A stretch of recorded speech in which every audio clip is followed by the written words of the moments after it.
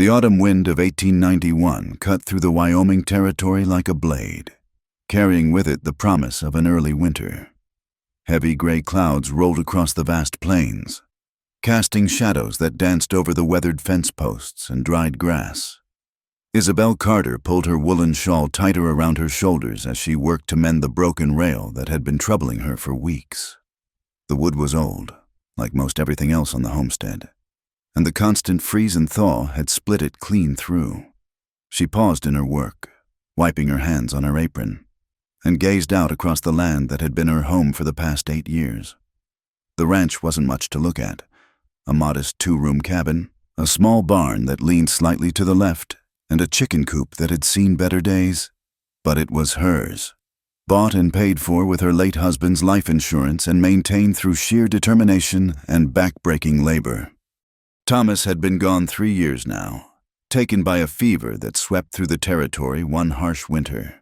The doctor from town had done what he could, but sometimes the land claimed what it wanted, and there wasn't much a person could do about it except bury the dead and keep on living. Isabel had learned that lesson the hard way. The wind picked up again, sending dried leaves skittering across the yard like tiny tumbleweeds. She glanced at the darkening sky and knew she'd have to finish this repair quickly if she wanted to get it done before the storm hit. The cattle needed secure fencing, especially with winter coming on. She couldn't afford to lose even one head to wandering off or predators. As she positioned the new rail and reached for her hammer, a sound carried on the wind made her freeze. Knocking. 3 deliberate raps on her front door, clear as anything despite the howling gusts. Isabel straightened slowly, her heart beginning to race. Visitors were rare out here, especially this close to dark. And those who did come calling usually announced themselves long before reaching the door. She set down her tools and made her way toward the cabin, her boots crunching on the frost-brittle grass. The knocking came again, more insistent this time, followed by what sounded like hushed whispers. Isabel hesitated with her hand on the door latch, trying to make out the voices through the thick wood. When she finally opened the door, the sight that greeted her was so unexpected that for a moment she simply stared. 2 small girls stood on her doorstep, identical twins who couldn't have been more than 6 or 7 years old. They were dressed in simple calico dresses that had seen better days, with thin woolen cloaks that offered little protection against the bitter wind.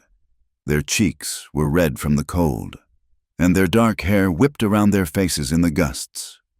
The one on the left, the bolder of the 2, judging by her stance, stepped forward slightly.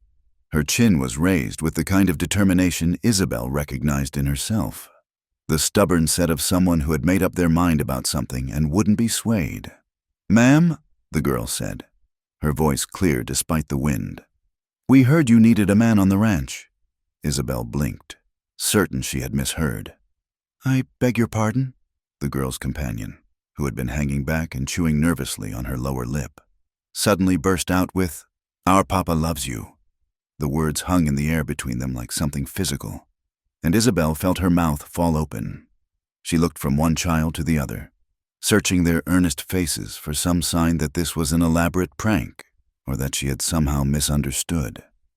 "Your papa," she began slowly, then stopped. "I'm sorry, but I think there's been some mistake. I don't know your father." "Oh, but he knows you," the bolder girl said with absolute conviction. "He talks about you all the time, says you're the finest woman in 3 counties, and that any man would be lucky to help you with your ranch." A gust of wind nearly knocked the smaller girl off her feet, and Isabel's maternal instincts, dormant for so long, suddenly kicked in. Whatever strange game this was, these children were clearly freezing. "Good gracious, come inside before you catch your death," she said, stepping back and ushering them into the warm cabin. "We can sort this out once you're thawed." The girls entered gratefully, and Isabel quickly shut the door against the wind. In the lamplight, she could see them more clearly. They were beautiful children, with the same dark hair and wide brown eyes, though their personalities seemed as different as night and day.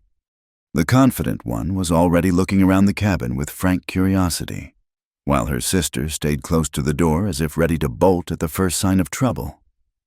"What are your names?" Isabel asked, leading them toward the fireplace where a small blaze crackled cheerfully. "I'm Sophie," said the bold one, pulling off her thin cloak and holding her hands out to the warmth. "And this is Clara. She's shy, but she's got more sense than me most times." Clara managed a small smile at this and whispered, "Mama always said Sophie had enough courage for both of us." The mention of their mother sent a pang through Isabel's chest. "Where is your mother? Girls? And where exactly is your father? He must be worried sick about you." Sophie and Clara exchanged a look that spoke of shared secrets and private conversations. It was Sophie who finally answered. "Mama died last spring," she said matter-of-factly, though Isabel caught the slight tremor in her voice. "And Papa, well, he's probably looking for us right about now.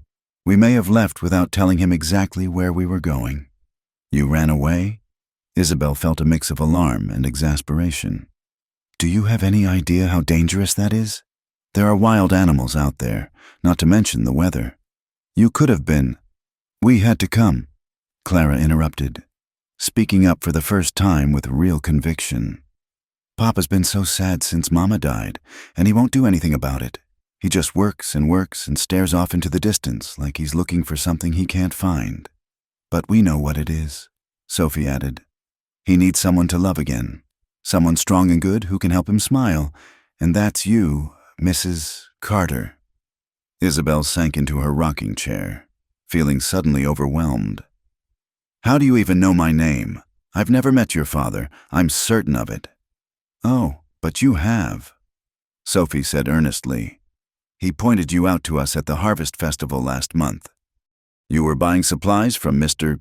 Henderson's wagon, and Papa stopped everything he was doing just to watch you. When you smiled at old Mrs. Kowalski and helped her carry her packages, Papa got this look on his face like he'd seen something beautiful." Isabel tried to remember the Harvest Festival, tried to recall noticing a man watching her, but the day had been such a blur of activity and social obligations that she couldn't place any specific moment. "He asked around about you," Clara continued quietly. "Found out you were widowed and running this place all by yourself. He said it wasn't right for a woman to have to work so hard alone, especially a woman as fine as you. But Papa's too proper to just come calling," Sophie said with obvious frustration. "He says it wouldn't be appropriate, what with you still mourning your husband and him being a stranger. So we decided to help things along." Isabel stared at them, torn between admiration for their boldness and horror at their complete lack of caution. "And what exactly did you think would happen when you showed up on my doorstep with this declaration?" "We thought you might invite Papa for supper," Clara said hopefully. "Maybe let him help fix some of the things around here that need fixing. We've seen him watching your place when we go to town, worrying about whether you're managing all right." Before Isabel could respond to this startling revelation, the sound of approaching hoofbeats cut through the wind outside. All three of them froze, listening as the horse came to a stop just outside the cabin. "That'll be Papa," Sophie said with satisfaction, though she suddenly looked a bit less certain about their plan.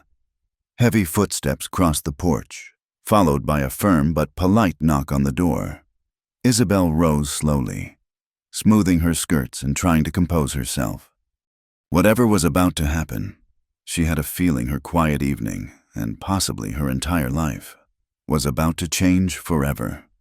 She opened the door to find a tall man standing in the lamplight spilling from her cabin. He was older than she had expected, perhaps 40, with dark hair touched by gray at the temples and lines around his eyes that spoke of years spent squinting into sun and wind. His clothes were simple but well made, and he carried himself with the quiet confidence of a man who was comfortable in his own skin. When their eyes met, Isabel felt something she hadn't experienced in years, a flutter of nervousness mixed with an inexplicable sense of recognition, as if she were seeing someone she had been waiting for without knowing it. "Ma'am," he said, touching the brim of his hat. His voice was deep and warm, with a slight roughness that suggested he wasn't much given to lengthy conversations. "I'm James Rowan. I believe you have something that belongs to me. Part 2. The father appears. For a long moment, neither of them spoke.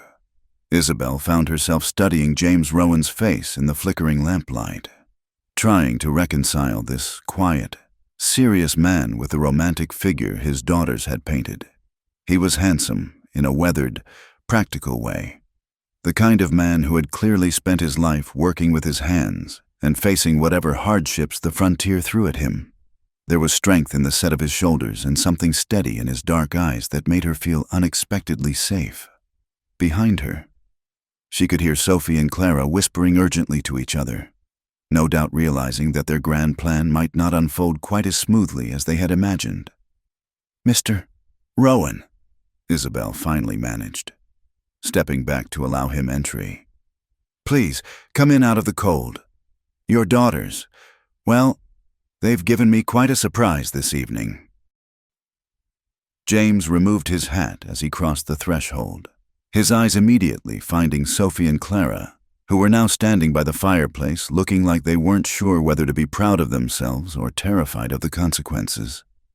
His expression was unreadable, but Isabel noticed the way his jaw tightened slightly, a father's controlled frustration mixed with relief at finding his children safe. "Girls," he said quietly, and that single word carried more weight than any shouting would have. Both twins immediately straightened, recognizing the tone their father used when he was deeply displeased. "We can explain, Papa," Sophie began, but James held up one hand, silencing her. "Later," he said simply. "Right now, you're going to apologize to Mrs. Carter for disturbing her evening and imposing on her hospitality." "But Papa," Clara started. "Now." Both girls looked at the floor, chastened. "We're sorry, Mrs. Carter," they said in unison, their earlier bravado completely deflated.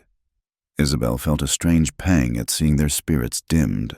Despite the shock they had given her, she had to admire their determination and the obvious love they bore their father. "It's quite all right," she said gently. No harm was done, and they were perfectly well behaved once they came inside. James turned his attention to her then, and she felt the full weight of his regard. Up close, she could see the exhaustion etched in the lines around his eyes, the grief that his daughters had spoken of. This was a man who had been carrying a heavy burden for far too long. "I apologize, Mrs. Carter," he said, his voice formal but sincere. "What my daughters did was completely inappropriate. They had no right to bother you, especially not with—" He trailed off, apparently unable to bring himself to repeat whatever romantic notions the girls had shared. "Please, don't concern yourself," Isabel replied, surprised by how much she meant it. "Children sometimes see things that adults are too cautious to acknowledge." Something flickered in James's eyes at her words. Surprise, perhaps, or a carefully guarded hope, but it was gone so quickly she might have imagined it. "Nevertheless," he continued, "they overstepped, and I take full responsibility. It won't happen again." The finality in his tone bothered Isabel more than she cared to examine. She glanced at Sophie and Clara, who were watching their father with expressions of poorly concealed disappointment, and felt an unexpected urge to ease the tension that had settled over the room. "Would you care for some coffee before you head back?" she offered. "It's a cold night to be traveling with children." James hesitated, clearly torn between politeness and his desire to remove his daughters from what he undoubtedly saw as an embarrassing situation. "I wouldn't want to impose any further." "It's no imposition," Isabel said, and realized she meant it. When was the last time she had had company in her home? When was the last time she had heard children's voices or seen a man's hat hanging by her door? Besides, I was just about to put a pot on myself. She moved toward the kitchen area without waiting for his answer, giving him a moment to decide while she busied herself with the familiar ritual of making coffee. Behind her, she could hear the soft murmur of James speaking quietly to his daughters, his voice too low for her to make out the words, but gentle enough that she knew he wasn't scolding them harshly. "Can we help Mrs. Carter?" Clara asked timidly, appearing at her elbow. "Of course," Isabel replied, handing the girl a small tin of sugar. You can set this on the table, and Sophie can help me find the cups." As they worked together in the small kitchen space, Isabel found herself watching James out of the corner of her eye. He had settled into the chair by the fire, and the lamplight played across his features, softening the harsh angles and making him look younger. She noticed the way he absently straightened a small doily on her side table, the careful respect he showed for her belongings, even in his obvious discomfort. "Your daughters tell me you've recently lost your wife," she said softly as she poured the coffee. "I'm very sorry for your loss."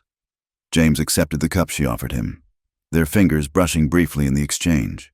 His hands were work-roughened but warm, and Isabel felt an unexpected flutter at the contact. "Thank you," he replied simply.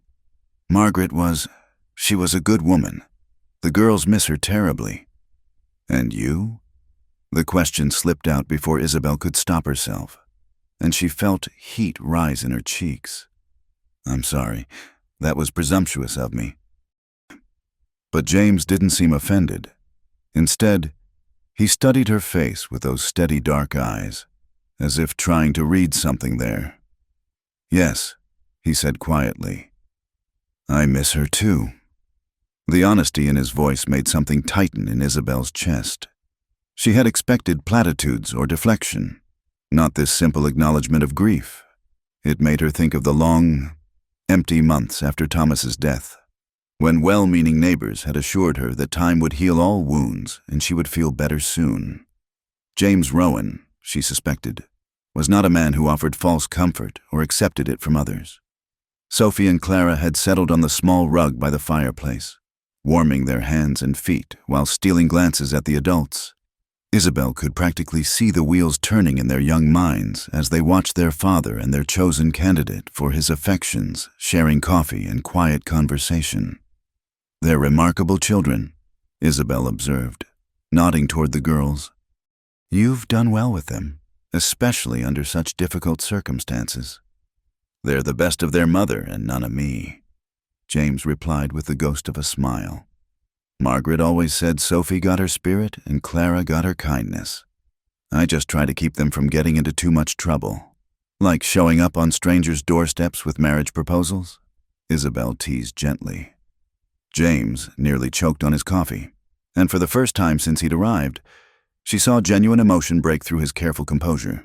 "I want you to know, Mrs. Carter, that I would never presume to—" "Mr. Rowan," Isabel interrupted softly. "I understand that you didn't send them, but I also understand why they came." He looked at her sharply, and she could see him trying to decide whether her words held censure or something else entirely. "Your daughters love you very much," she continued, "and they want to see you happy. There's no shame in that, or in the fact that they think—" She paused, searching for the right words. "That they think I might be someone who could bring you some measure of peace." The silence that followed her words was heavy with unspoken possibilities. James set down his coffee cup and leaned forward slightly, his eyes never leaving her face. "Mrs. Carter," he said carefully, "I want you to know that I have the utmost respect for you. What you've done here, building a life on your own, maintaining this place, it takes courage and strength that not many possess." "Thank you," Isabel murmured, touched by the sincerity in his voice. "But I also want you to know that I would never take advantage of your kindness or put you in an uncomfortable position. If you prefer that we not—" He gestured vaguely, encompassing the coffee, the conversation, the strange intimacy that had developed between them. "I'll understand completely." Isabel looked at him for a long moment. This man who had somehow stepped into her quiet evening and turned it upside down. She thought of the loneliness that had become her constant companion, the endless days of work without conversation, the silence that filled her cabin every night. She thought of Sophie's bright determination and Clara's gentle hope, and the love that had motivated them to take such a risk. "Mr. Rowan," she said finally, "I think your daughters may be wiser than either of us." Something shifted in James's expression then, a careful hope that he seemed almost afraid to acknowledge. "Perhaps they are," he said quietly. The wind outside had died down, and in the sudden stillness, Isabel became aware of how cozy her cabin felt with guests inside it. How right it seemed to have children by her fire, and a man's presence filling the space that had been empty for so long. James must have noticed the change in the weather as well, because he glanced toward the door and then back at his daughters. "We should let you get some rest," he said, though something in his voice suggested he was reluctant to go. As they prepared to leave, James helped Sophie and Clara with their cloaks while Isabel gathered the coffee cups. When she turned back, she found him standing by her kitchen table, looking uncertain. "Mrs. Carter," he said, reaching into his coat pocket. "I noticed you were working on your fence earlier. These might be of some use to you." He set a small canvas bag on the table, and when Isabel looked inside, she found it contained several sturdy metal brackets and screws, exactly what she needed to reinforce the weak spots in her fencing. "Mr. Rowan, I couldn't possibly—" "It's not charity," he said quickly. "Consider it payment for the coffee and for looking after my daughters when they needed it." But Isabel could see in his eyes that it was more than that.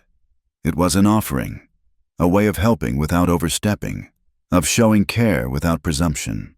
The thoughtfulness of it, the understanding of exactly what she needed, touched her more deeply than grand gestures ever could. "Thank you," she said simply, and the look that passed between them held more weight than the words. At the door, Sophie and Clara hugged her good night with the easy affection of children who had already claimed her as their own. James lingered for a moment, his hat in his hands. "Mrs. Carter," he said quietly, "if you ever need anything at all, my place is just over the ridge to the east. The girls would be happy to help with any chores that need doing." "I'll remember that," Isabel replied, and meant it. She watched from her doorway as they mounted their horses and rode away into the darkness, James's steady voice carrying back to her as he gently chided his daughters for their evening's adventure. When their hoofbeats had faded into the distance, she closed the door and leaned against it, her heart beating faster than it had in years. The cabin felt different now, not empty, but expectant, as if it too was waiting to see what would happen next. Part 3. Silent Returns. The next morning dawned crisp and clear, with frost painting delicate patterns on Isabel's windows and the autumn sun casting long shadows across the yard. She had slept better than she had in months, though she couldn't quite explain why. Perhaps it was simply the novelty of having had guests, or maybe it was the memory of James Rowan's steady presence in her cabin, making the space feel less empty than it had in years. She was feeding her chickens when she heard the familiar sound of children's voices carrying on the morning air. Looking up from scattering grain, she saw Sophie and Clara approaching across the frost-covered grass, their breath creating small puffs of vapor in the cold air. They were bundled up more warmly today, she noted with approval, wearing thick woolen coats and sturdy boots that suggested their father had taken care to dress them properly for the weather. "Good morning, Mrs. Carter," Sophie called out cheerfully, quickening her pace as she spotted Isabel by the chicken coop. "Good morning, girls," Isabel replied, unable to suppress a smile at their obvious enthusiasm. "You're up and about early today?" Clara hung back slightly, as was her nature, but her eyes were bright with interest as she watched the chickens pecking at the scattered grain. "Papa said we could come help you with your chores," she said softly. "If you wanted us to. That is—" Isabel felt a flutter of something. Pleasure, perhaps, or gratitude. It had been so long since she'd had help with the endless daily tasks that kept the ranch running. "That's very kind of you," she said. "But I wouldn't want to impose on your time. I'm sure your father has work for you at home." "Oh, he finished the important things early so we could come," Sophie said, already rolling up her sleeves with characteristic determination. "Papa's very efficient when he sets his mind to something," as if to prove her point.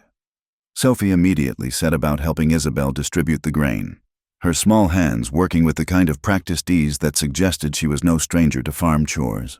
Clara, after a moment's hesitation, joined in as well, her movements more careful but equally helpful. "Your father sent you here?" Isabel asked, trying to keep her voice casual as they worked together. "Well," Sophie hedged, "he didn't exactly send us." But he didn't forbid us to come, either. And he did mention that you might need help pumping water from the well. Isabel glanced toward her well, where the old pump had been giving her trouble for weeks. She'd been meaning to fix it herself, but between all the other pressing needs of the ranch, it had remained on her ever-growing list of repairs. The pump has been temperamental lately, she admitted. Sometimes it takes considerable effort to get it working properly. Papa's very good with pumps. Clara offered quietly. He fixed ours last month when it stopped working entirely. There was something in the way she said it, a careful hopefulness, that made Isabel suspect this visit had been orchestrated, at least in part. But as she watched the girls help her finish feeding the chickens, she found she didn't mind. Their presence brought a liveliness to her morning routine that had been missing for far too long. After they finished with the chickens, Sophie immediately headed toward the well, Clara following more cautiously behind her. Isabel watched as Sophie grabbed the pump handle and began working it with determination, her small frame straining against the mechanism's resistance. "It's stuck," Sophie announced after several vigorous attempts. "Clara, help me." Together, the twins managed to coax a small stream of water from the stubborn pump. But it was clear that the mechanism needed more than childish enthusiasm to function properly. Isabel was about to suggest they leave it for another day when she noticed the movement at the edge of her property. James Rowan was riding slowly along her fence line, his horse picking its way carefully through the rough terrain. He appeared to be examining the posts and rails with the critical eye of a man who understood the importance of good fencing. When he reached a section where the wire had come loose, he dismounted and began making adjustments with tools he'd apparently brought along for the purpose. Isabel felt heat rise in her cheeks as she realized he was quietly fixing her fence. The same fence she'd been struggling with the evening before. The metal brackets he'd given her were still sitting on her kitchen table, unused because she hadn't been able to find the time to install them properly. "Papa's very thorough," Sophie observed, following Isabel's gaze. "Mama used to say he couldn't stand to see something broken if he had the means to fix it. He shouldn't feel obligated," Isabel murmured, though even as she said it, she felt a warm appreciation for his thoughtfulness. "It's not obligation," Clara said with surprising insight for one so young. "Papa only helps people he cares about." The simple statement hung in the air between them, carrying implications that made Isabel's heart skip unexpectedly. She watched as James methodically worked his way along the fence line, reinforcing weak spots and replacing damaged sections with a competence that spoke of years of experience. "Girls," she said finally, "would you like to help me bake some bread? I was planning to make a few loaves today, and I could use some assistance kneading the dough." Sophie's face lit up immediately. "Could we really?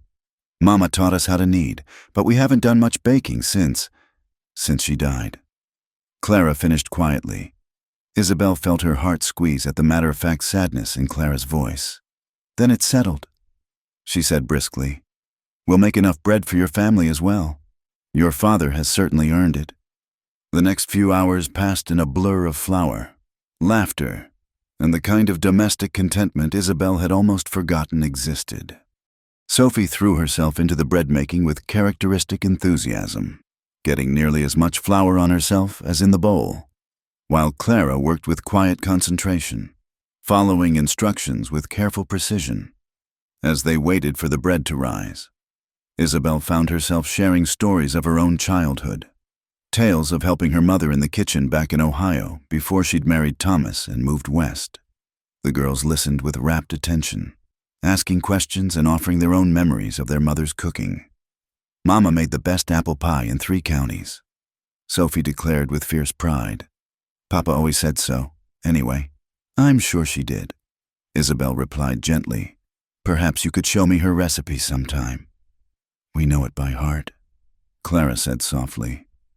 "Mama made sure we learned all her recipes before she got too sick to cook."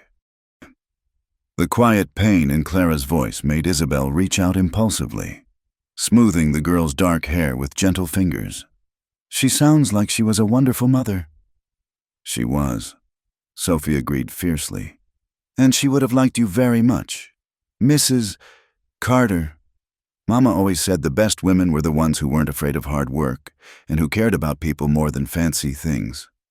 From the kitchen window, Isabel could see James moving on to repair her barn door, which had been hanging crooked for months. He worked with the same quiet efficiency he'd shown with the fence, and she found herself watching the easy confidence of his movements, the way he seemed to understand exactly what needed to be done without fanfare or fuss. "He's been lonely," Clara observed, following her gaze. "Papa tries to hide it, but we can tell. He smiles for us, but it doesn't reach his eyes the way it used to when Mama was alive." "Clara," Sophie warned, clearly feeling her sister was being too forward. "It's all right," Isabel said softly. "Loneliness is something I understand quite well." The bread finished baking just as the afternoon sun began its descent toward the horizon, the kitchen filled with the warm, yeasty aroma of fresh loaves, and Isabel felt a satisfaction she hadn't experienced in months. There was something deeply comforting about the simple act of creating food, especially when it was meant to be shared. As they wrapped the extra loaves in clean kitchen towels, Isabel noticed that the repairs around her property had been completed. James's horse was nowhere to be seen, but evidence of his work was everywhere. The fence stood straight and secure. The barn door hung properly on its hinges, and when she tested the water pump, it worked smoothly without the usual bulky resistance. "Papa's gone back home," Sophie announced, peering out the window. "But he'll be back tomorrow to check on things. He always checks his work to make sure it's holding up properly." "Does he?" Isabel murmured, though she suspected James's return would have as much to do with ensuring her well-being as with inspecting his repairs. "Oh, yes," Clara added seriously. "Papa never does anything halfway. Mama used to say that once he decided to care about something, he cared about it completely." As the girls prepared to head home with their share of the fresh bread, Isabel found herself reluctant to see them go. The cabin felt warmer and more alive with their presence, and the thought of returning to her usual solitary evening routine seemed less appealing than it had just a few days ago. "Mrs. Carter," Sophie said as they gathered their coats, "Papa's going to town tomorrow to pick up supplies. He wondered if you might need anything from the general store." Isabel blinked in surprise. She had indeed been planning a trip to town herself, but the prospect of making the journey alone had been weighing on her mind. The roads could be dangerous for a woman traveling solo, especially with winter approaching and the possibility of early storms. "That's very considerate of him," she managed. "I do have a few things I need to pick up. Papa said you could ride with us if you wanted," Clara added hopefully. "Our wagon has plenty of room, and it would be safer than going alone." The offer was clearly more than a simple gesture of neighborly assistance, and Isabel felt her pulse quicken at the thought of spending more time in James's company. But it was also practically sensible, and she had never been one to let pride interfere with common sense. "Please tell your father I accept his kind offer," she said finally, "and thank him for all the work he did today. He really shouldn't have troubled himself." "It wasn't trouble," Sophie said with the absolute certainty of a child who had heard her father's true feelings on the matter. "Papa says helping good people is never trouble. It's just what decent folks do for each other." After the girls left, Isabel stood in her doorway watching their small figures disappear into the gathering dusk. The ranch felt different now, less isolated, somehow, as if invisible threads were beginning to connect her to the Rowan family across the ridge. She could see the wisdom in James's approach, the way he was offering friendship and assistance without pressure or expectation. But she could also sense the deeper current running beneath his careful courtesy, the same awareness that hummed between them whenever they shared the same space. Tomorrow's trip to town would bring them together again, and Isabel found herself both nervous and eager to see what new understanding might develop between them. As she prepared for bed that night, she caught herself humming softly, a habit she'd lost somewhere in the lonely months after Thomas's death. The sound surprised her, but it felt right, as if some part of her that had been sleeping was finally beginning to wake up again. Part 4. Confrontation at the market. The autumn market day arrived with a crispness in the air that promised winter's approach. Isabel had spent the morning preparing for the trip to town, carefully making her list of necessities: flour, salt, lamp oil, and winter thread for mending. She had also wrapped 2 loaves of her freshly baked bread in clean towels, thinking that James and his daughters might enjoy them during the journey. When the sound of wagon wheels crunched across her yard just after sunrise, Isabel felt her heart quicken with an anticipation she hadn't experienced in years. She peered through her window to see James guiding a sturdy farm wagon pulled by 2 well-cared-for horses, with Sophie and Clara bundled up on the bench seat beside him. The sight of the small family waiting for her filled her with a warmth that had nothing to do with the sun streaming through her cabin windows. "Good morning, Mrs. Carter," Sophie called out cheerfully as Isabel emerged with her market basket and the wrapped bread. "Papa says it's going to be a perfect day for traveling." "Good morning," Isabel replied, accepting James's offered hand as he helped her up onto the wagon's seat. The brief contact sent an unexpected thrill through her, and she noticed how his fingers lingered just a moment longer than necessary before he released her hand. "I hope you don't mind riding with a rather chatty group," James said with a smile that transformed his serious features. "The girls have been looking forward to this trip all week." "I can't imagine better traveling companions," Isabel said sincerely, settling herself on the bench seat between James and Clara. Sophie had already claimed the spot next to her father and was bouncing slightly with excitement. The ride to Cedar Falls took nearly 2 hours, winding through rolling countryside that was painted in the brilliant golds and reds of autumn. James proved to be an unexpectedly easy conversationalist, pointing out landmarks and sharing stories of the area's early settlement days. The girls chimed in with their own observations and questions, creating an atmosphere of comfortable family intimacy that made Isabel feel wonderfully included. "Papa, tell Mrs. Carter about the time you helped catch the horse thieves," Sophie urged as they crested a hill that offered a view of the distant town.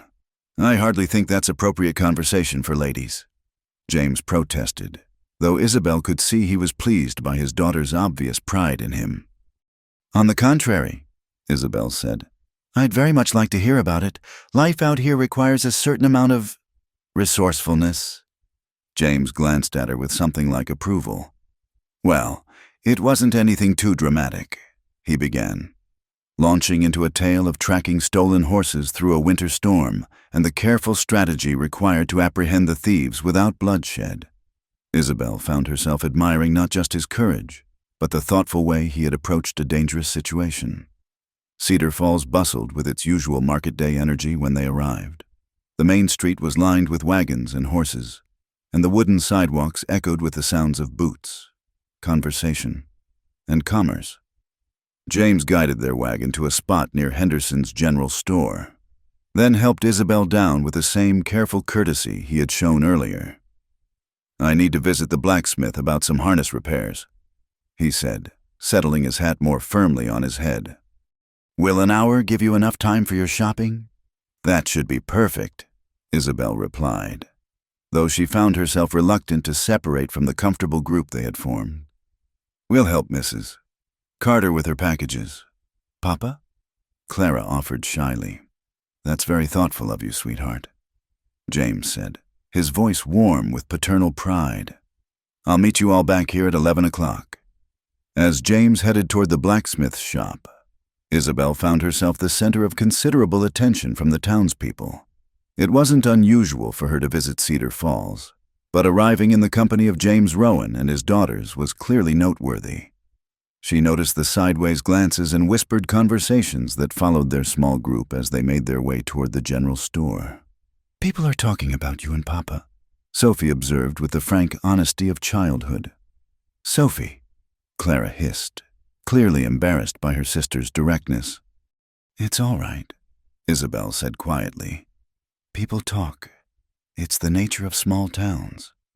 But as they entered Henderson's store, she became increasingly aware of the weight of curious stares and the way conversations seemed to pause when she walked by. Old Mrs. Patterson, the minister's wife, gave her a particularly pointed look that made Isabel's cheeks burn with self-consciousness. She was examining a bolt of sturdy wool fabric when a shadow fell across the counter. Looking up, she found herself face to face with Mick Dalton, a man whose reputation for drinking and carousing was well known throughout the territory. He was younger than James, perhaps 30, with the kind of cocky handsomeness that had probably served him well with impressionable women. But there was something in his eyes that made Isabel instinctively step back. "Well, well," Mick said, his voice carrying the slight slur that suggested he had already been visiting the saloon despite the early hour. "If it isn't the lovely widow Carter, though I hear you might not be quite so lonely these days." Isabel felt Sophie and Clara move closer to her sides, clearly sensing the tension in the man's tone. "Mr. Dalton," she said coolly. "I'm afraid I don't know what you mean." "Oh, I think you do," Mick continued, his smile unpleasant. "Word travels fast in a town this size. Folks are saying you've been entertaining gentlemen callers at your place. Some might say that's not quite proper for a woman in mourning." The implication in his words was clear, and Isabel felt heat flood her face. Around them, other customers had stopped their shopping to listen, and she was acutely aware of the girls pressed against her sides. "My personal affairs are none of your concern, Mr. Dalton," she said as firmly as she could manage. "Now, don't be unfriendly," Mick said, stepping closer. "A woman living alone needs protection." "I could offer you that kind of protection, if you're looking for male companionship." The suggestion in his tone was unmistakable, and Isabel felt sick. She was acutely aware of the listening crowd, of Sophie and Clara's wide eyes, of the way her reputation was being sullied in front of half the town. "That's quite enough," she said, trying to move around him toward the door. But Mick blocked her path, his confidence growing with the audience. "No need to be shy, Mrs. Carter. We're all adults here. If you're looking for a man to warm your bed, I suggest you finish that sentence very carefully." James's voice cut through the store like a blade, quiet but carrying an unmistakable edge of danger. Isabel turned to see him standing in the doorway, and she had never been so grateful to see anyone in her life. His eyes were fixed on Mick with an intensity that made the younger man take an involuntary step backward. The store had gone completely silent, every customer frozen in place as they watched the confrontation unfold. James moved forward with the fluid grace of a man who was comfortable with conflict, his presence filling the space in a way that made Mick's earlier bravado seem suddenly hollow. "Rowan," Mick said, attempting to recover his composure, "I was just having a friendly conversation with Mrs. Carter." "Is that what you call it?" James asked mildly. But there was nothing mild about the way he positioned himself between Mick and Isabel. It sounded more like harassment to me. "Now see here," Mick began, but James cut him off with a look. "No, you see here," James said, his voice remaining quiet, but somehow more menacing because of it. "Mrs. Carter is a lady deserving of respect, not the target of your crude suggestions. I suggest you apologize and remove yourself from her presence." Mick's face flushed red, whether from embarrassment or anger. Isabel couldn't tell. "You can't tell me what to do. Rowan, this is a public place, and I have as much right to be here as anyone." "You have the right to be here," James agreed. "But you don't have the right to insult decent women or make inappropriate suggestions. So I'll ask you again, apologize to Mrs. Carter, or we can settle this matter outside." The threat was delivered so calmly that it took a moment for its full meaning to sink in. When it did, Mick's bravado finally cracked. He glanced around the store, realizing that public opinion was clearly not on his side, then back at James, who stood waiting with the patience of a man who was perfectly willing to back up his words with action. "This isn't over," Mick muttered, but he was already backing toward the door. "Yes," James said quietly. "It is." After Mick left, the store remained unnaturally quiet for several long moments. Then, gradually, conversation resumed. though Isabel was aware of the sympathetic looks being directed her way. James turned to her, his expression concerned. "Are you all right?" he asked softly. "Yes," Isabel managed, though she was trembling slightly from the encounter. "Thank you. I don't know what I would have done if you hadn't—" "You would have handled it," James said with quiet confidence. "But you shouldn't have to." As they completed their shopping, Isabel noticed how James positioned himself to shield her from curious stares, how he made casual conversation that helped normalize the situation. When Mrs. Patterson approached with what was clearly intended to be a fishing expedition for gossip, James deflected her questions with such polite firmness that the minister's wife had no choice but to retreat. On the ride home, the girls chattered about the excitement at the store, but Isabel found herself lost in thought. The incident had made her realize how precarious her position was as a single woman, how easily her reputation could be threatened. But it had also shown her something else. How safe she felt when James was beside her, how naturally he had stepped in to protect her without making her feel weak or helpless. "Mrs.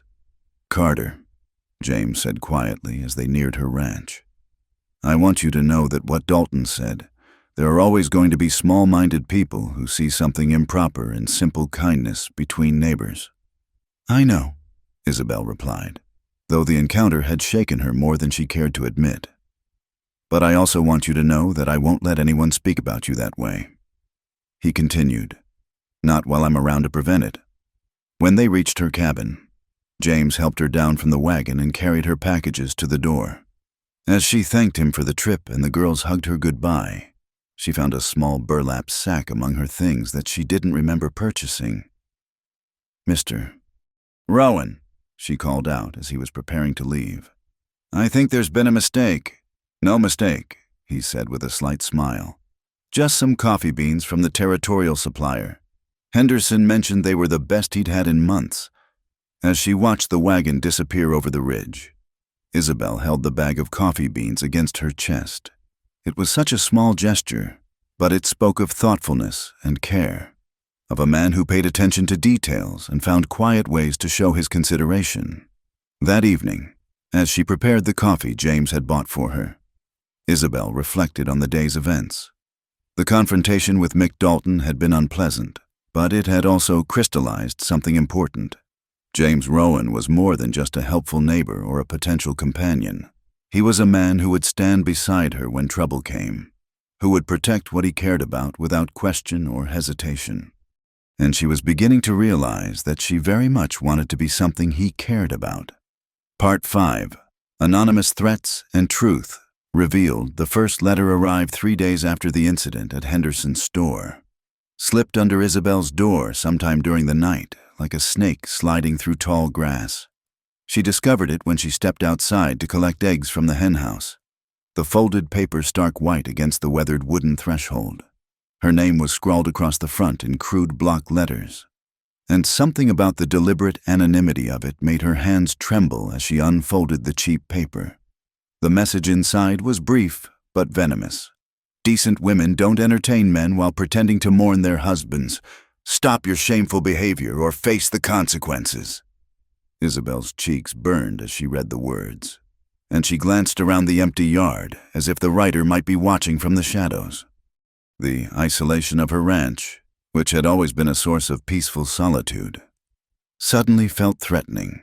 She crumpled the letter in her fist and threw it into the kitchen fire, watching the flames consume the hateful words with grim satisfaction. But the damage was done. The letter's accusations echoed in her mind as she went about her morning chores, making her question every interaction she'd had with James Rowan. Was their friendship truly inappropriate? Was she bringing shame upon Thomas's memory by allowing herself to enjoy James's company and the presence of his daughters? The second letter came 4 days later, and this time, Isabel found it tucked into her chicken coop, as if the writer wanted to demonstrate that nowhere on her property was safe from their reach. This message was longer and more specific in its threats. "Your husband is barely cold in his grave, and already you're playing the harlot. Good women know their place. Stop corrupting those innocent children with your wicked ways, or you'll regret it." This letter shook her more deeply than the first. The reference to Sophie and Clara filled her with a protective rage that surprised her with its intensity. Whatever cruel person was writing these messages had crossed a line by bringing the children into their twisted accusations. Again, she burned the letter. But this time she stood watching the flames with tears of frustration and anger streaming down her face. She had done nothing wrong, nothing but accept friendship and offer kindness in return. Yet somehow that had made her a target for someone's poisonous hatred. When Sophie and Clara arrived the next morning for their usual visit, Isabel found herself studying their faces for any sign that they had been affected by whatever gossip was circulating about her. But the girls seemed as cheerful and affectionate as ever, chattering about their father's plans to repair their barn roof and asking if she needed help with any household tasks. "Papa's been working late every night this week," Sophie observed as they helped Isabel hang laundry on the line. "He says winter's coming fast and he wants everything secure before the snow hits." "He worries about you too," Clara added quietly, glancing toward Isabel with her thoughtful brown eyes. "He checks the weather every morning and talks about whether you'll have enough firewood and supplies." The knowledge that James was concerned about her well-being brought both comfort and fresh anxiety. If he was thinking about her so often, others had surely noticed. Perhaps the letter writer was someone who resented James's attention being directed toward her instead of toward themselves. The third letter arrived just 2 days later, and this time it was thrust through a gap in her shutters while she was inside preparing supper. She heard the soft rustle of paper and looked up to see the white rectangle flutter to the floor like a dying moth. This message was the most threatening yet. "Last warning, send the Rowan man away or face the judgment of decent folk. We know how to deal with women who forget their place." Isabel's hands shook so badly she could barely hold the paper. The implication of violence was unmistakable, and she felt truly frightened for the first time since the letters had begun. She looked around her cozy cabin, her sanctuary for so many years, and realized how vulnerable she really was, living alone with no near neighbors to hear if she called for help. This time she didn't burn the letter immediately. Instead, she folded it carefully and placed it in her Bible, thinking that if something did happen to her, there would at least be evidence of the threats she had received. That evening, as she sat by her fire trying to focus on her mending, every sound outside made her jump. The wind in the trees became footsteps. The settling of the cabin walls became someone trying to break in. When a genuine knock came at her door near sunset, she froze in terror before recognizing James's familiar voice calling her name. "Mrs. Carter, Isabel, are you all right?" She rushed to open the door, relief flooding through her at the sight of his concerned face. Behind him, Sophie and Clara sat on their horses, their expressions worried. "We saw your lamp burning, but you didn't come out to wave when we rode by," Sophie explained. "Papa said that wasn't like you." James was studying Isabel's face with keen attention, and she realized her distress must be visible despite her attempts to hide it. "Something's wrong," he said quietly. "What's happened?" For a moment, Isabel considered lying, pretending everything was fine and sending them away. But the relief of having someone who cared enough to check on her was overwhelming, and she found herself stepping back to invite them inside. "Girls, tend to the horses," James instructed, his eyes never leaving Isabel's face. "I want to speak with Mrs. Carter privately." Once they were alone, James's gentle but insistent questions drew the whole story from her, the 3 letters, the growing fear, the way she had begun to question whether their friendship was somehow improper. She showed him the latest letter, watching his face darken as he read the threatening words. "This is completely unacceptable," he said, his voice carrying a cold anger that was more frightening than any shouting would have been.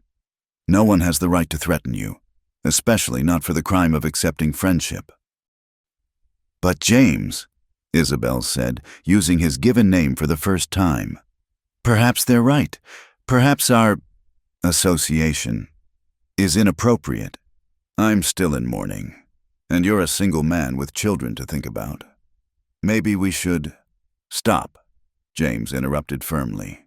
"Don't let some coward with a pen dictate how you live your life. There is nothing improper about our friendship. Nothing shameful about the kindness you've shown my daughters or the help we've offered you.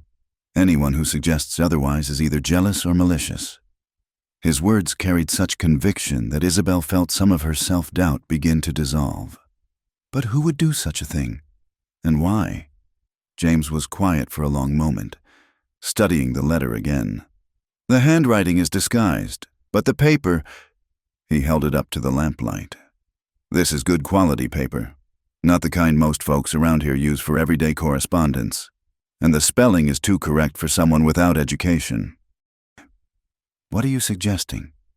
"I'm suggesting this isn't coming from some outraged housewife," James said grimly. "This feels more calculated than that. Someone wants to drive a wedge between us, and they're using threats and intimidation to do it." Before Isabel could respond, Sophie's voice called urgently from outside. "Papa, someone's coming! Fast!" James moved quickly to the window, his hand automatically checking the position of the pistol at his hip. In the gathering dusk, they could see a rider approaching at a gallop, his horse lathered with sweat from hard riding. "It's young Billy Henderson from the store," James said, relaxing slightly. "He's riding like the devil's after him." Billy pulled up in front of the cabin and practically fell from his horse in his haste. "Mr. Rowan, Mrs. Carter, I'm so glad I found you both together." "What's wrong, son?" James asked, stepping outside with Isabel close behind him. "It's Mick Dalton," Billy gasped, still catching his breath. "He's been at the saloon all afternoon, drinking and running his mouth about Mrs. Carter. Says she's been corrupting decent families and spreading her legs for any man who—" Billy stopped abruptly, his face reddening as he realized what he was saying and who was listening. James's face had gone very still and dangerous. "Go on," he said quietly. "Well, sir, he was getting pretty worked up about it, talking about how someone needed to teach her a lesson about proper behavior. Then Pete Morrison, you know Pete, he's got that place south of town, he started agreeing with Dalton, saying how widows who forgot their place needed to be reminded of their duties." Isabel felt sick. The realization that her name was being discussed in such terms in the town saloon was humiliating beyond description. "That's not all," Billy continued. "Morrison said he'd heard tell that Mrs. Carter had been getting warning letters, and that maybe next time the warning would come in person. Then Dalton laughed and said maybe it was time someone paid her a visit to set things straight." The pieces of the puzzle suddenly clicked into place in James's mind. "Morrison," he said grimly. "He's been wanting to buy this land for years. Thomas always refused to sell." "You think Mr. Morrison is behind the letters?"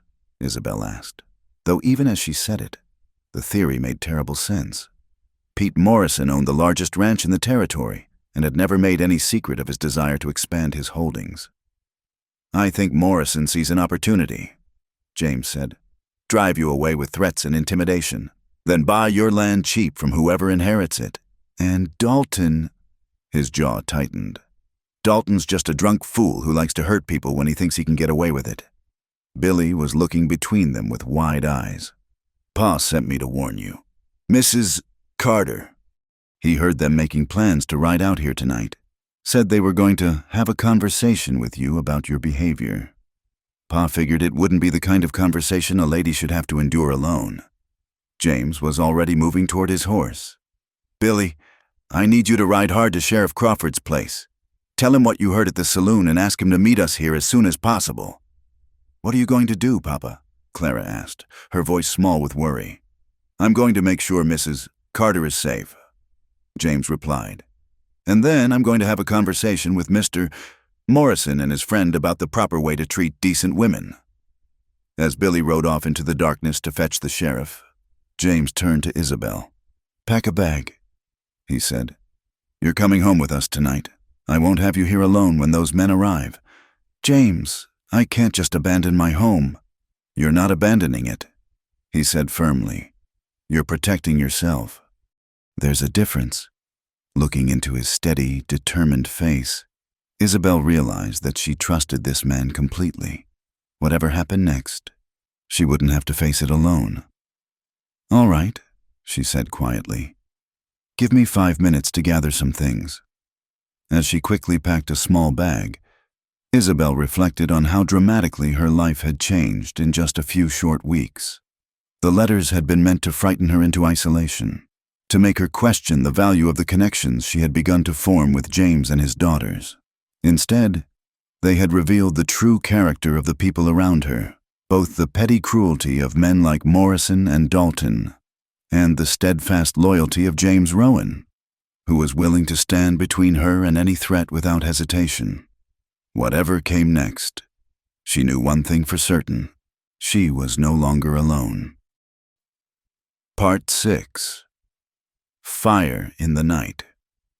Isabel had been staying at the Rowan homestead for 3 days when the orange glow first appeared on the horizon.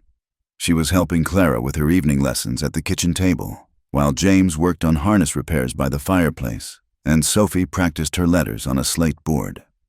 The domestic tranquility of the scene had begun to feel natural, as if she had always been part of this family's evening routine. It was Sophie who first noticed the strange light flickering in the distance, visible through the cabin's front window. "Papa," she said, her voice uncertain. "What's that glow over toward Mrs. Carter's place?" James looked up from the leather strap he was mending, his eyes immediately focusing on the distant horizon where Isabel's ranch lay hidden beyond the rolling hills. The warm yellow of normal lamplight was nowhere to be seen. Instead, an angry orange glow pulsed against the night sky, growing brighter even as they watched. "Fire," James said grimly, already rising to his feet. "That's a big fire." Isabel's blood turned to ice in her veins. She had left her ranch reluctantly, worried about her livestock and property. But James had insisted it was too dangerous for her to stay alone.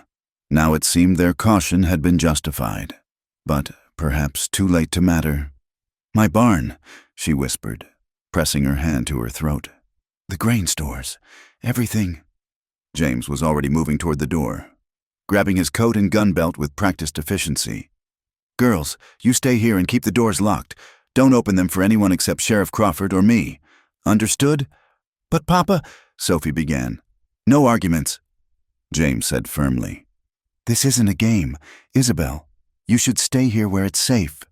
"Absolutely not," Isabel replied, already reaching for the coat James had given her to use during her stay. "That's my home burning. I'm coming with you." James looked as if he wanted to argue, but something in her expression must have told him it would be futile. "Then stay close to me and do exactly what I say," he said grimly. "If this is Morrison's work, there's no telling what else he might have planned." They rode hard through the darkness, James's horse sure-footed despite the difficult terrain. The glow grew larger and more ominous as they approached, and soon they could smell the acrid smoke carried on the night wind. When they finally crested the last hill before Isabel's property, the full scope of the disaster became clear. The grain storage barn was completely engulfed in flames, sending sparks and burning debris high into the air. But it was the way the fire was spreading that told the real story. Hungry tongues of flame were already licking at the main barn where Isabel kept her livestock, and the wind was pushing the blaze directly toward her cabin. "The animals!" Isabel gasped, spurring her horse toward the burning buildings without thought for her own safety. James caught her reins before she could charge into the inferno. "We do this smart, or we don't do it at all," he said tersely. "The cattle will have broken out of the pasture already. They're not stupid about fire, but the horses in the barn." They could hear the terrified whinnying of trapped animals over the roar of the flames, and Isabel felt sick with guilt and helplessness. Those horses had been Thomas's pride, and she had cared for them faithfully in the years since his death. The thought of losing them to fire was unbearable. James assessed the situation with the calm calculation of a man who had faced crisis before. "The main barn isn't fully caught yet. If we move fast, we might be able to get the horses out and save some of the structure. But once we open those doors, the fire's going to spread faster." "Then we'd better hurry," Isabel said, dismounting and running toward the barn despite James's shout of protest. The heat was intense, even at a distance from the main blaze, and the smoke burned her eyes and throat. But the sound of the trapped horses drove her forward, their panic cutting through her like a knife. James caught up with her at the barn doors, his face grim with determination. "I'll get the horses," he said, pulling a wet bandana up over his nose and mouth. "You get buckets from the well and start soaking down the cabin roof. If we can save the house, we can rebuild the rest." The next hour passed in a blur of frantic activity. James disappeared into the smoke-filled barn and emerged moments later leading Isabel's mare, the horse wild-eyed but uninjured. He went back twice more, each time staying longer as the smoke grew thicker, finally emerging with the last horse just as the barn roof began to sag ominously. Meanwhile, Isabel worked frantically at the well pump, hauling bucket after bucket of water to throw on her cabin roof and walls. The flying sparks from the grain barn had already started several small fires on the shake shingles, and she beat them out with wet burlap sacks, her hands blistering from the heat, as they worked together to save what they could. James made a discovery that confirmed their worst suspicions. Near the base of the grain barn, where the fire had started, he found clear evidence of arson, a broken lamp that reeked of kerosene and footprints in the soft earth that had been made by boots, not the bare feet or work shoes that honest farmers wore. "This was deliberate," he said grimly, showing Isabel the evidence as they took a brief rest from their firefighting efforts. "Someone doused the barn with kerosene and lit it deliberately." "Morrison," Isabel said, her voice tight with anger and exhaustion. "Maybe, or maybe Dalton acting on his own. Either way, this was meant to drive you off your land permanently." James's eyes were hard in the firelight. "They've escalated beyond threats now. This is attempted destruction of property and endangerment of life." By dawn, the grain barn was nothing but smoking ruins, and the main barn was damaged beyond easy repair. But the cabin still stood, scorched and smoke-stained but intact.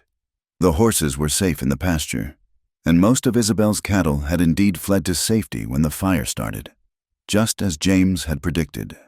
As they stood surveying the damage in the gray morning light, both of them exhausted and covered in soot, Isabel felt the weight of violation settle over her like a heavy blanket.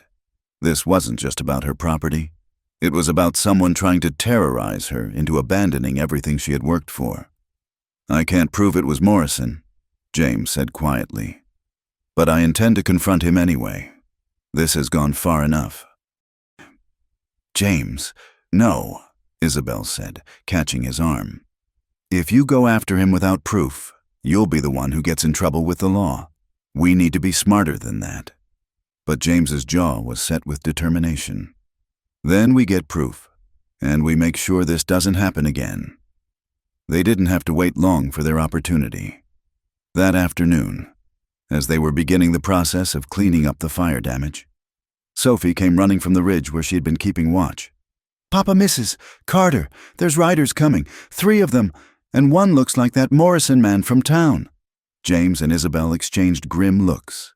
The audacity of Morrison showing up so soon after the fire was either incredibly stupid or incredibly bold. Either way, it presented an opportunity they couldn't afford to waste. "Sophie, run back to the house and stay with Clara," James instructed. "Tell her to be ready to ride for the sheriff if things go badly."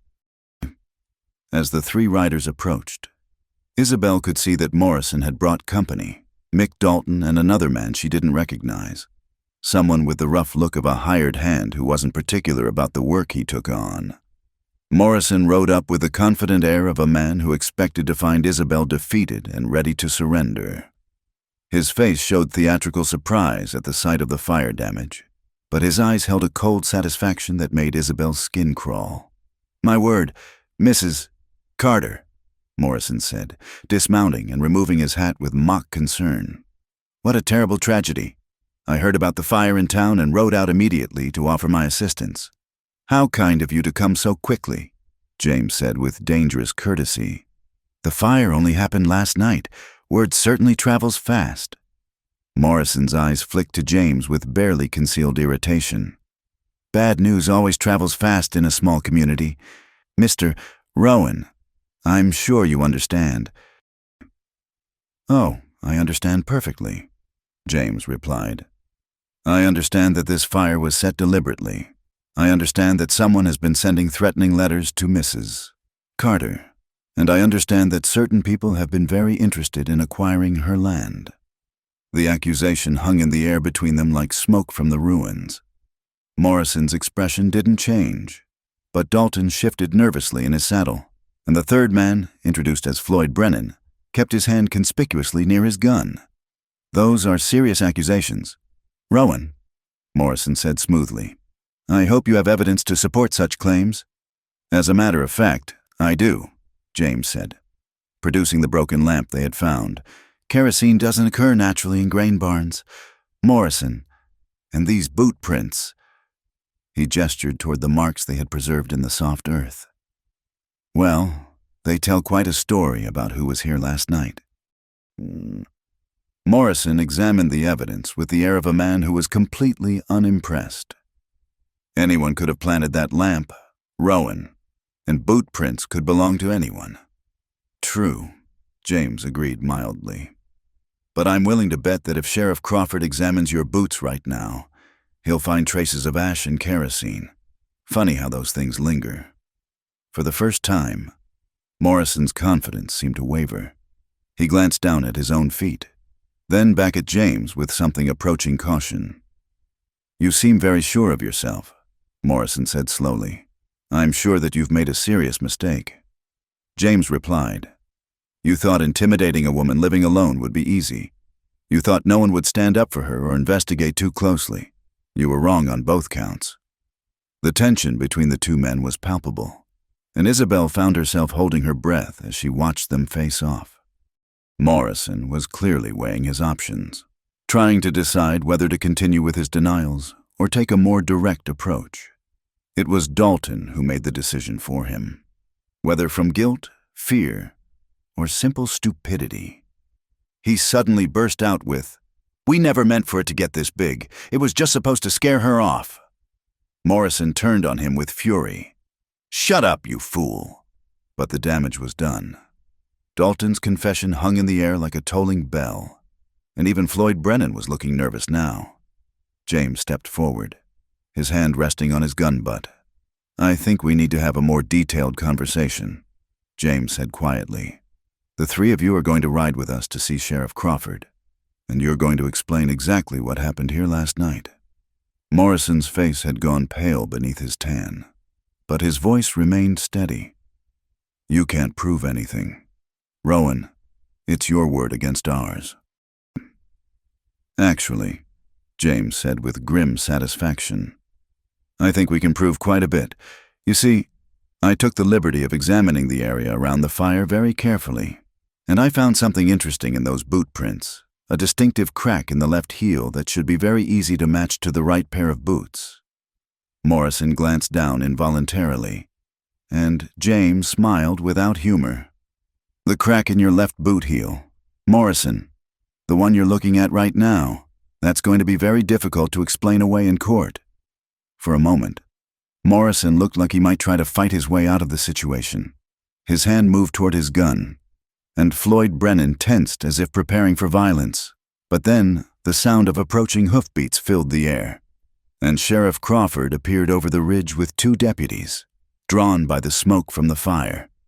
Morrison's shoulders sagged in defeat, and Isabel felt a fierce satisfaction as she watched the man who had tried to terrorize her into submission finally face the consequences of his actions.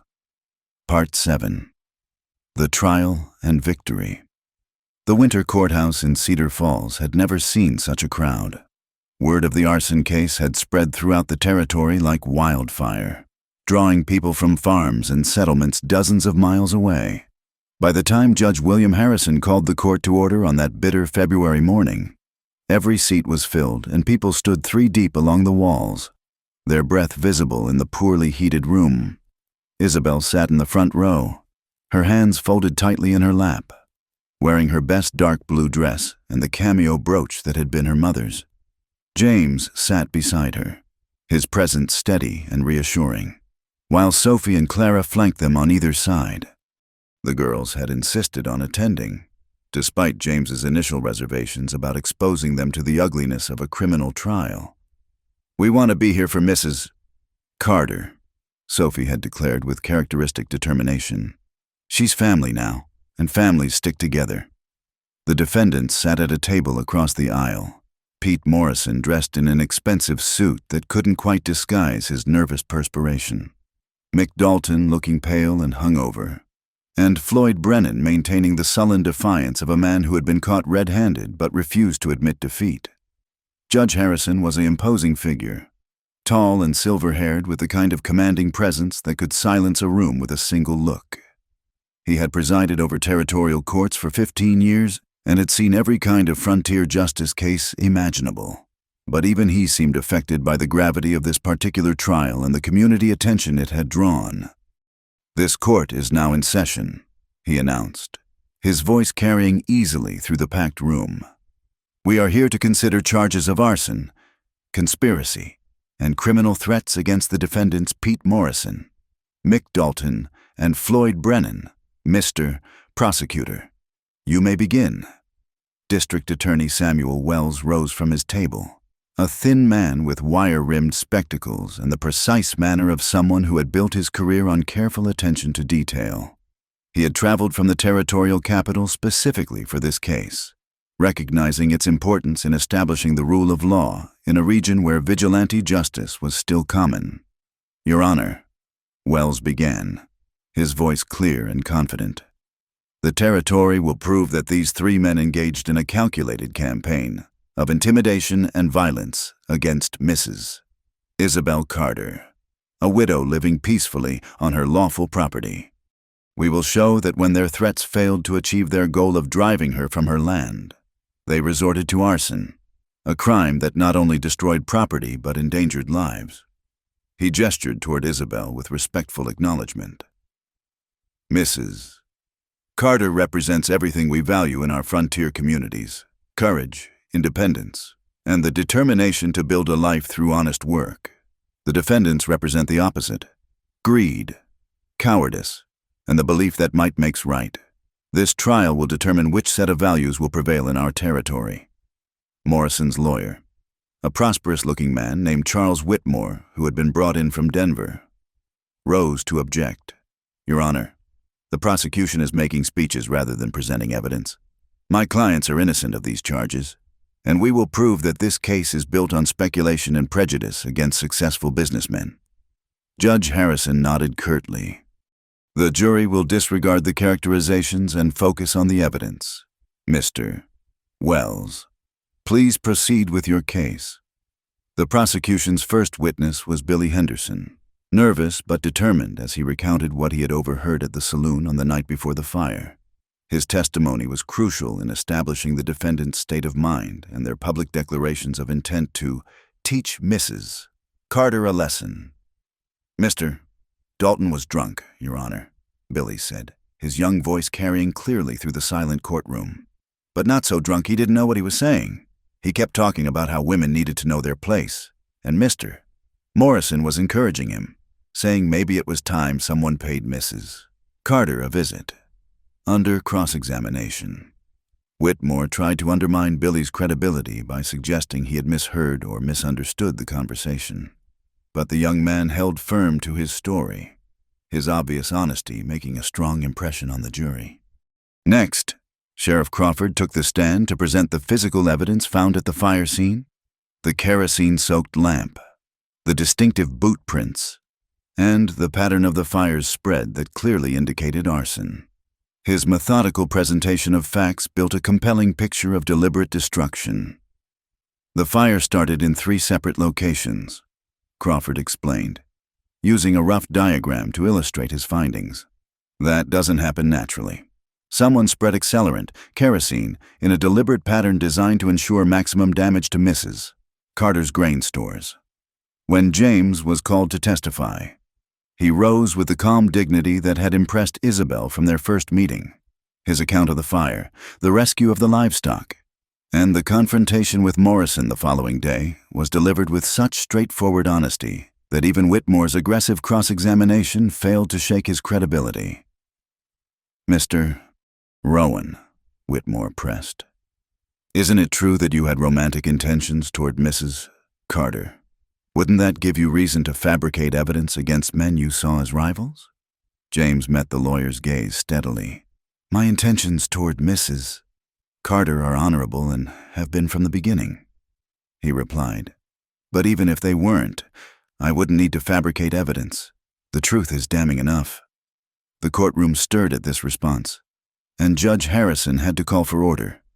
Isabel felt her cheeks warm at James's public declaration, but she also felt a surge of pride at his willingness to defend both her and their relationship before the entire community. The most dramatic moment came when Mick Dalton was called as a witness for the prosecution. Wells had struck a deal with Dalton in exchange for his testimony against Morrison, the true architect of the scheme.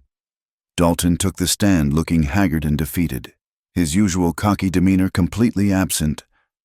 Mr. Dalton, Wells began.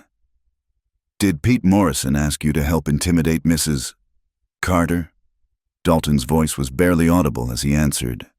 Yes, sir. He said she was standing in the way of progress, that her land should be in the hands of someone who could develop it properly. And what did Mr. Morrison propose to do about this situation? At first, just scare her with letters, make her think the community disapproved of her. Association with James Rowan.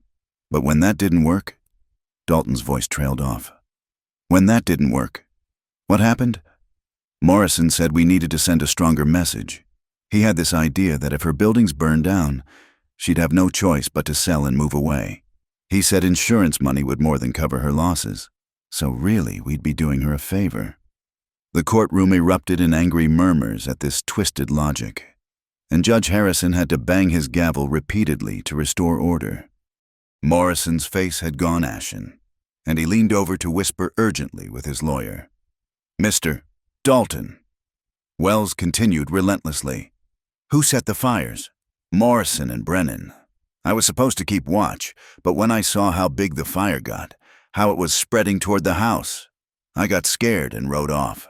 I never meant for it to get so out of hand. Whitmore's cross-examination of Dalton was brutal, portraying him as a liar trying to save himself by implicating an innocent man. But the damage was done. Dalton's confession, combined with the physical evidence, created a picture that was difficult to refute. When Isabel was finally called to testify, the courthouse fell completely silent. She had been dreading this moment for weeks, knowing that she would have to relive the fear and violation she had felt when the threatening letters arrived. But as she walked to the witness stand, she felt the supportive presence of the Rowan family behind her and drew strength from their faith in her. Wells guided her gently through her testimony, the arrival of the letters, her growing fear, the decision to stay with the Rowans for safety, and finally, the shock of seeing her property in flames. Her voice remained steady throughout, though tears threatened when she described the sound of her trapped horses crying in terror. Mrs. Carter, Wells said as his examination neared its end. What has this experience cost you, beyond the material damage to your property? Isabel was quiet for a moment, gathering her thoughts. It cost me my sense of safety in my own home, she said finally. It cost me the grain I had stored for winter, the barn where my husband kept his tools, the sense that hard work and honest living would be enough to protect me. But perhaps most importantly, it showed me who I could trust and who I couldn't. She looked directly at Morrison as she spoke these last words, and something in her steady gaze made the man shift uncomfortably in his chair. Whitmore's cross-examination was aggressive but ineffective. He tried to suggest that Isabel had somehow brought the trouble on herself by encouraging inappropriate attention from men. But his questions only served to make her appear more sympathetic to the jury. When he implied that her relationship with James was somehow improper, she responded with dignity that impressed even her adversaries. Mr. Whitmore, she said quietly, James Rowan and his daughters have shown me nothing but kindness and respect. If you find friendship and mutual assistance between neighbors to be improper, then I suggest you examine your own understanding of Christian charity. The jury deliberated for less than 2 hours. When they returned, their faces were grim with purpose. Judge Harrison called for the verdicts with a solemnity befitting the moment. On the charge of arson in the first degree, the foreman announced, we find the defendant Pete Morrison guilty. The courtroom erupted in cheers and applause that took several minutes to subside. Morrison's face crumpled, and his expensive lawyer began immediately whispering about appeals. On the charge of arson in the second degree, the foreman continued, we find the defendant Floyd Brennan guilty. More cheers, though somewhat subdued. Brennan maintained his defiant expression, though his hands were visibly shaking. On the charges of conspiracy and criminal threats, we find the defendant Mick Dalton guilty of conspiracy, but recommend leniency in sentencing due to his cooperation with the prosecution. Judge Harrison nodded gravely and called for order once more. The court will reconvene tomorrow morning for sentencing. Until that time, all defendants will remain in custody. As the crowd began to file out of the courthouse, many people stopped to speak with Isabel, offering congratulations and support. Old Mrs. Patterson, who had given her such pointed looks at the general store, actually approached to apologize for her earlier coldness. I misjudged you, dear, the elderly woman said, taking Isabel's hands in hers. You're a strong woman, and we need more like you in this territory. Outside the courthouse, James helped Isabel into their wagon while Sophie and Clara chattered excitedly about the trial. The winter air was sharp and clean after the stuffy atmosphere of the courtroom, and Isabel breathed deeply, feeling as if a weight she had carried for months was finally lifting from her shoulders. It's over, James said quietly as they began the journey home. Yes, Isabel agreed, but she was looking ahead rather than behind. The trial had been about more than justice for her property. It had been about establishing her right to live her life on her own terms, to form friendships and perhaps something deeper without interference from those who would impose their narrow vision of propriety on others. The next morning, Judge Harrison sentenced Morrison to 5 years in territorial prison and ordered him to pay full restitution for the damage to Isabel's property. Brennan received 3 years, and Dalton was sentenced to 30 days in jail and community service. The sentences sent a clear message throughout the territory that intimidation and violence against law-abiding citizens would not be tolerated. As they left the courthouse for the final time, Isabel felt not triumph, but relief. The ordeal was truly over, and she could begin to rebuild not just her barns and grain stores, but her life itself. And she knew now, with absolute certainty, that she would not be rebuilding alone. Part 8. Promise and New Beginning spring came early to the Wyoming Territory that year, as if the land itself was eager to wash away the bitter memories of winter and begin fresh. By late March, the snow had melted from all but the highest peaks, and tender green shoots were pushing through the dark earth that had been frozen for so many months. Isabel stood at her kitchen window, watching the sunrise paint the eastern hills in shades of rose and gold, and marveled at how different her world looked now compared to that dark autumn evening when 2 small girls had first knocked on her door. The months since the trial had been busy ones, with Morrison's restitution money and the help of neighbors who had rallied to her cause. Isabel had rebuilt her grain storage barn even stronger than before. The new structure stood proud and straight against the morning sky, its fresh lumber still pale compared to the weathered gray of her older buildings. James had supervised much of the construction work, bringing a crew of skilled carpenters from town and working alongside them with the quiet competence that characterized everything he did. But it wasn't just the buildings that had been rebuilt. The entire rhythm of Isabel's life had changed in ways both subtle and profound. Sophie and Clara had become daily fixtures at her ranch, arriving each morning to help with chores and staying through the afternoon for lessons and companionship. James came too, officially to check on the construction work and ensure everything was proceeding properly. But Isabel suspected his real motivation had less to do with carpentry and more to do with the way her face lit up when she saw him approaching across the fields. Their relationship had deepened naturally during the long winter months, like a creek slowly carving its channel through solid rock. There had been quiet conversations by the fire while the girls worked on their sewing, shared meals that felt like family gatherings, and moments of comfortable silence that spoke of a growing understanding between them. James was courting her in the old-fashioned way, with respect and patience, allowing their feelings to develop without rushing toward any destination. But spring had a way of making hearts restless, and Isabel found herself thinking more and more about the future, not just her own, but the one she might share with James and his daughters. The thought both thrilled and terrified her. She had been independent for so long, making her own decisions and answering to no one but herself. The idea of joining her life to another's, of becoming part of a family again, was wonderful and frightening in equal measure.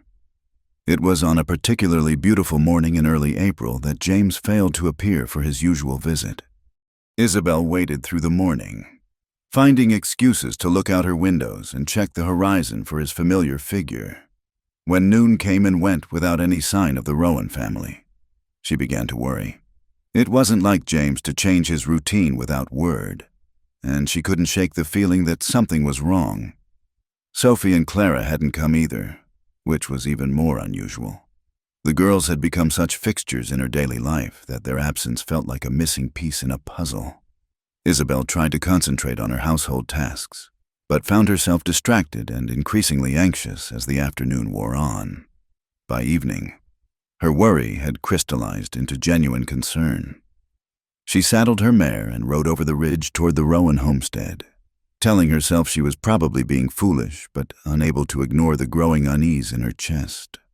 The familiar landscape looked different somehow in the fading light, more isolated and mysterious than it had seemed during the comfortable months of winter, when she crested the final hill that revealed the Rowan property below. However, everything appeared perfectly normal. Lamplight glowed warmly in the cabin windows. Smoke rose peacefully from the chimney, and she could see the girls' figures moving about inside. Whatever had kept them away from her place, it didn't appear to be an emergency.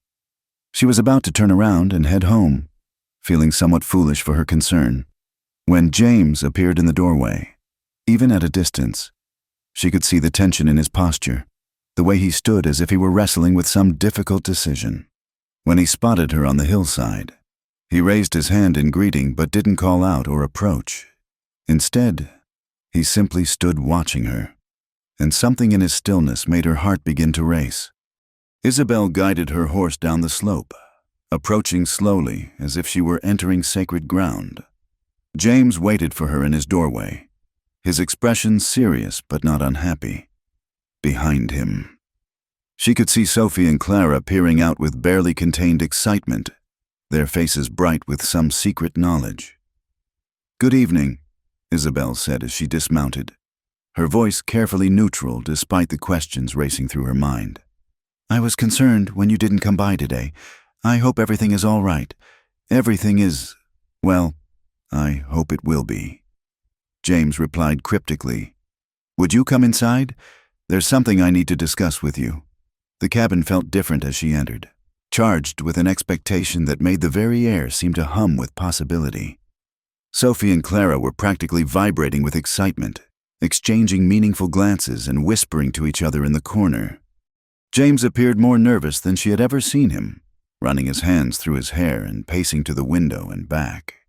"Girls," he said finally, "would you please go tend to Mrs. Carter's horse?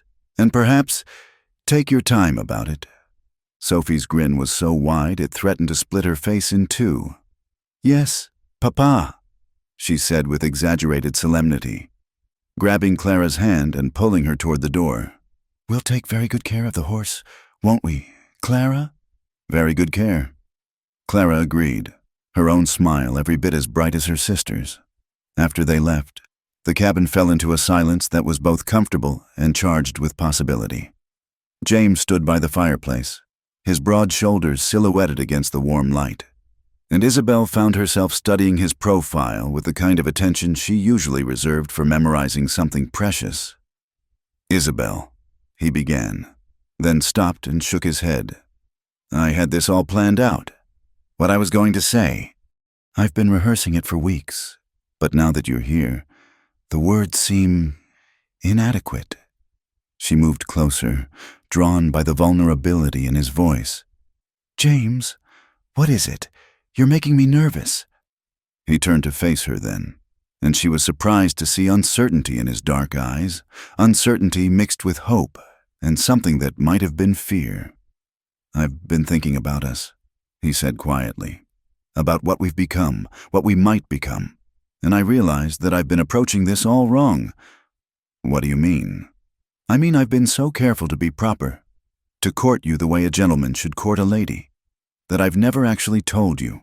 He paused, taking a deep breath as if gathering courage. I've never told you that I love you. The words hung in the air between them like a bridge waiting to be crossed. Isabel felt her heart stop, then begin beating again with a rhythm that seemed to echo through her entire body. She had hoped, had suspected, had dreamed, but hearing the words spoken aloud was different from anything she had imagined.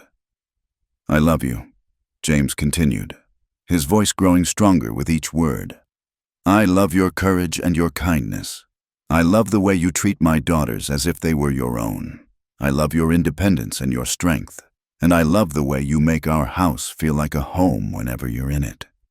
Tears were threatening at the corners of Isabel's eyes, but they were tears of joy rather than sadness. James, wait, he said gently. Let me finish. I know this isn't the conventional way to do things. I know you've been independent for years, and I would never ask you to give up your ranch or your freedom. But I'm hoping. He reached into his coat pocket and withdrew a small object that caught the firelight.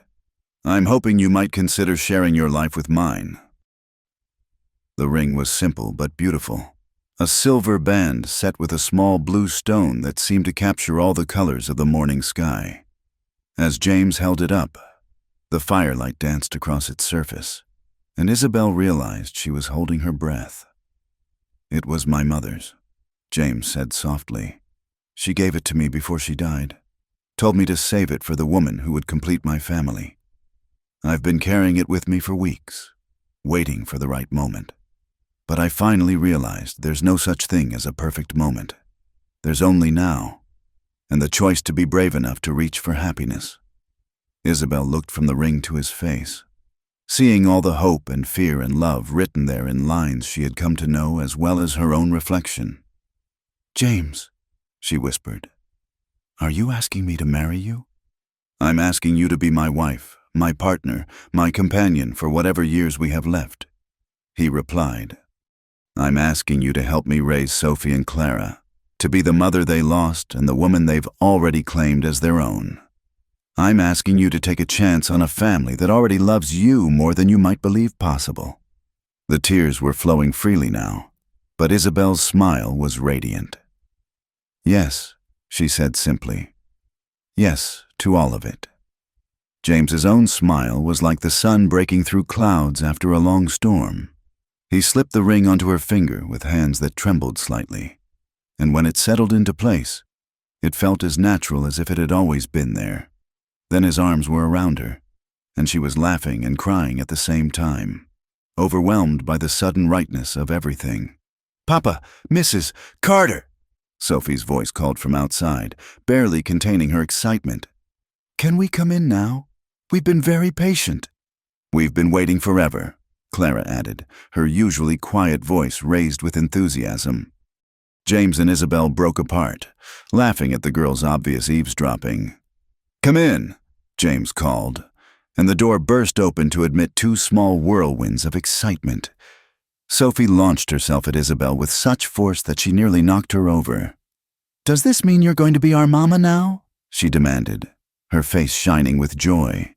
If you'll have me, Isabel replied, smoothing Sophie's dark hair with gentle fingers. Clara approached more carefully, her eyes wide with wonder. Really and truly? She whispered. You want to be our family? Isabel knelt down so she was at eye level with both girls, taking their small hands in hers.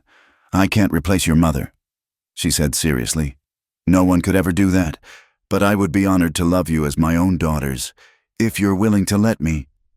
The hug that followed involved all four of them, a tangle of arms and laughter and tears that felt like the sealing of a covenant.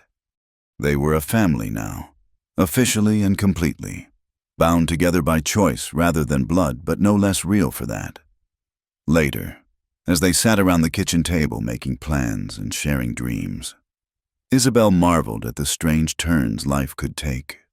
Less than a year ago, she had been a solitary widow, resigned to spending her remaining years alone. Now she was surrounded by love and laughter, planning a wedding and a future filled with possibilities she had never dared to imagine. The spring planting season was upon them, and they decided to begin their new life the way they meant to continue it, working together, building something beautiful from the rich earth of the Wyoming Territory. They would plant their seeds in ground that had been tested by fire and proven strong, nurturing new growth from the ashes of the old. As the evening drew to a close and James prepared to escort her home, Isabel looked around the cabin that would soon be her own and felt a deep sense of completion. The little girls who had knocked on her door that autumn evening, declaring that their papa loved her, had been wiser than any of them had realized. Love had indeed been growing in the shadow of grief and fear, quietly taking root, until it was strong enough to bloom into something beautiful. Outside, the night was soft and full of stars, and somewhere in the distance, she could hear the sound of new grass growing. Spring had come to the territory, and with it, all the promise of beginnings yet to unfold.